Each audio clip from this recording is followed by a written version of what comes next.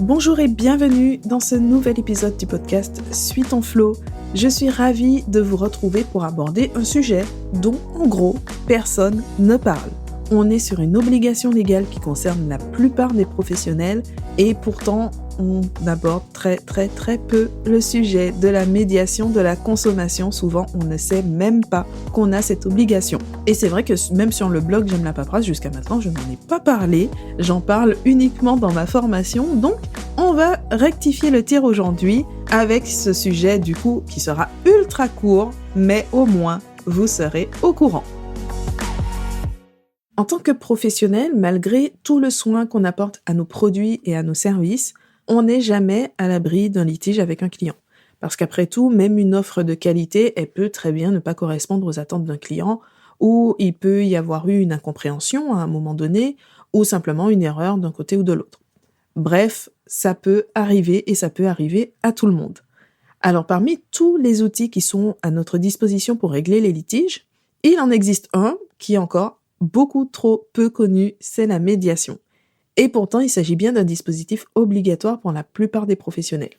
Donc, on va voir en quoi consiste la médiation de la consommation et comment se conformer à la loi sur ce sujet.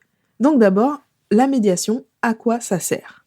Le principe est simple, c'est de faire intervenir un tiers qui va aider à régler un litige entre deux personnes. Et donc, dans le cas de la médiation de la consommation, ces deux personnes, ça va être toi et ton client. Donc en pratique, c'est une solution qui intervient en complément de la réclamation directe ou de l'action en justice.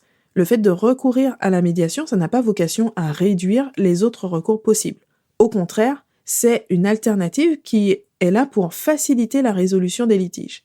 Donc le client mécontent, il devra toujours commencer par le manifester en contactant directement le professionnel concerné. C'est vraiment la base.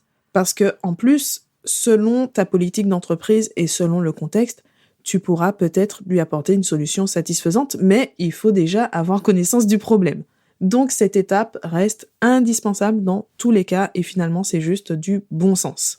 Ensuite, le médiateur, c'est là qu'il peut entrer en scène pour vous permettre de trouver un compromis si vous n'avez pas encore trouvé de solution. On sait bien qu'en situation de conflit, le seul fait d'avoir une personne extérieure neutre, qui peut écouter chaque personne pour apporter des solutions, ça peut déjà largement désamorcer les difficultés, juste parce que la communication est à nouveau possible en terrain neutre. Donc maintenant, autre question, qui est concerné par la médiation ? Il reste important de connaître le contexte de la médiation de la consommation en France. Je précise bien en France parce que même si certains services sont gérés au niveau européen, chaque pays a encore sa propre législation et il peut y avoir des différences. Et donc, dans notre cas, la médiation est obligatoire dans la relation entre un professionnel et un particulier, donc un consommateur. Donc, qu'on se comprenne bien, ce n'est pas le recours à la médiation qui est obligatoire. C'est un dispositif qui est là pour protéger les consommateurs. Donc, ce qui est imposé par la loi, c'est que tout professionnel doit donner la possibilité à ses clients particuliers de faire appel à un médiateur en cas de problème. Et il doit l'informer de ce droit. Donc ça veut dire aussi que cette solution, elle doit être prévue en amont. Ce n'est pas le jour où un litige se présente qu'il faut commencer à se poser la question. Donc, anticiper, ça permet d'avoir l'esprit tranquille et accessoirement d'éviter une amende qui peut aller jusqu'à 3 000 voire 15 000 € dans certains cas. En plus, ce n'est pas vraiment compliqué en fait pour respecter ces obligations et il faut juste savoir ce qu'on a à faire.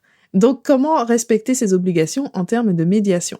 Donc, comme on l'a dit, pour respecter l'obligation légale en matière de médiation de la consommation, il est indispensable de mettre en place un dispositif de médiation pour ses clients particuliers. Les très grandes entreprises ont souvent leur propre dispositif de médiation, mais pour un entrepreneur individuel, ce n'est pas la peine de partir dans des choses aussi compliquées. Il suffit d'adhérer à un organisme qui propose ses services.